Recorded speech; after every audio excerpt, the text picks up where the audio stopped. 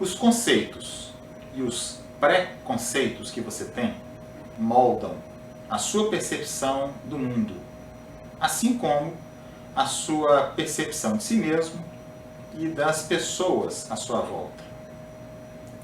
Esta é a conclusão de um estudo psicológico clássico e que eu gostaria de comentar com vocês. Esse experimento psicológico foi publicado na revista Science e o título do artigo foi On Being Sane in Insane Places, algo como sendo são em locais loucos. E o seu autor é o psicólogo David Rosenhan. E nos anais da psicologia, esse é um dos estudos mais famosos, mais comentados e mais citados, e com razão. Esse psicólogo propôs um experimento, no qual ele e mais 7 voluntários iriam procurar alas psiquiátricas de hospitais em 5 estados nos Estados Unidos, e eles seguiriam um protocolo. Nesse protocolo, eles falariam 2 mentiras antes da admissão e depois eles falariam apenas a verdade. Quais seriam essas 2 mentiras? A primeira seria o nome. Eles criaram nomes falsos. E a segunda mentira é que eles chegariam para a entrevista com um psiquiatra alegando uma breve alucinação auditiva. Ainda segundo o protocolo, todos narrariam a mesma coisa, que de início as vozes não eram claras, mas que com o passar do tempo algumas palavras se faziam notar, entre elas vazio e oco.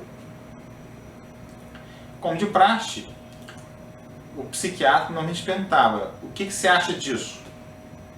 E a resposta dentro do protocolo deveria ser: a minha vida é vazia e oca.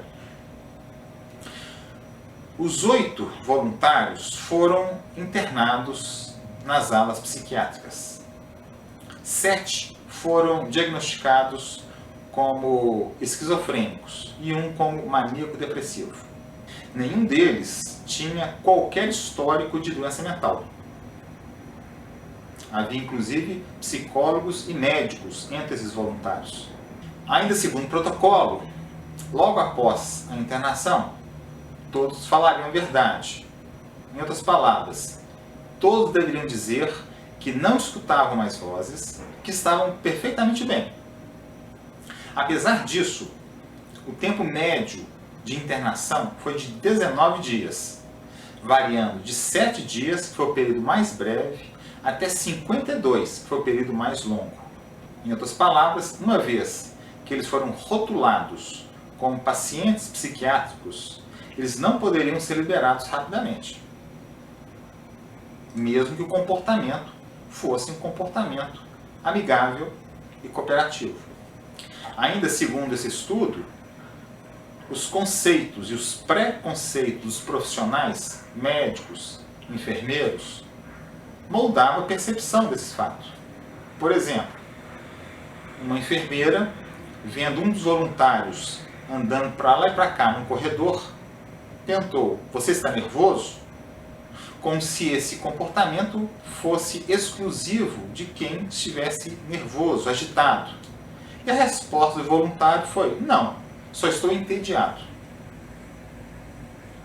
Um outro psiquiatra, para explicar o porquê da fila para o almoço ser formada meia hora antes do horário, falou que era típico, era um sintoma das doenças mentais daquelas pessoas. E o psicólogo, no artigo, retrucou essa explicação. Ele disse que não, simplesmente nós estávamos com fome e não tínhamos nada para fazer. E ainda parte do protocolo, todos eles tinham que anotar, fazer pequenos relatórios de tudo que aconteceria ali dentro, óbvio, para depois servir de base para o estudo. E até esse comportamento de escrever muito foi visto pela equipe médica e pelos profissionais da área da saúde como também um sintoma de algum tipo de compulsão ou de obsessão. E o curioso é que quem desconfiou desses 8 foram exatamente as pessoas que estavam internadas ali. Uma delas chegou para um dos voluntários e falou: você deve ser professor ou jornalista, você está fazendo alguma matéria sobre o hospital? Exatamente porque a pessoa notava o tempo todo tudo que acontecia ao seu redor. Quando esse estudo foi publicado, ele teve uma repercussão muito grande, com toda razão. Mas o caso não parou aí não. Um hospital mandou uma carta para o psicólogo dizendo que os seus profissionais jamais cometeriam esse erro de diagnóstico. Pois bem, o psicólogo tomou aquilo como uma espécie de desafio. Ele escreveu para o hospital dizendo que nos próximos 3 meses ele enviaria um ou mais voluntários para serem diagnosticados pelos psiquiatras dali. A direção do hospital, então, advertiu sua equipe médica de que provavelmente alguns dos pacientes que chegassem ali não era um real portador de uma doença mental. Nesse período de 3 meses, 193 pessoas foram internadas nesse hospital. Destas, 41 foram diagnosticadas como impostoras e 42 como provavelmente impostoras. Ou seja, quase a metade foi diagnosticada como pessoas que não eram portadoras de qualquer doença mental, não precisando, portanto, de auxílio médico. O surpreendente é que, na verdade, o psicólogo não enviou ninguém para aquele hospital. Ou seja, isso confirmou mais uma vez a tese dele no seu experimento, que os conceitos e os preconceitos moldam a nossa percepção da realidade. Como os conceitos e os preconceitos estão profundamente arraigados em nós, como é que nós podemos identificá-los e mudá-los? Eu sei que eu vou parecer suspeito, talvez seja, mas eu acredito que o melhor jeito seja uma psicoterapia. Que ali é o espaço adequado para você se ver de uma maneira diferente. Mas pense muito nisso. Os seus conceitos e os seus preconceitos moldam a sua percepção da realidade, do mundo, de você mesmo e das pessoas à sua volta. Um abraço.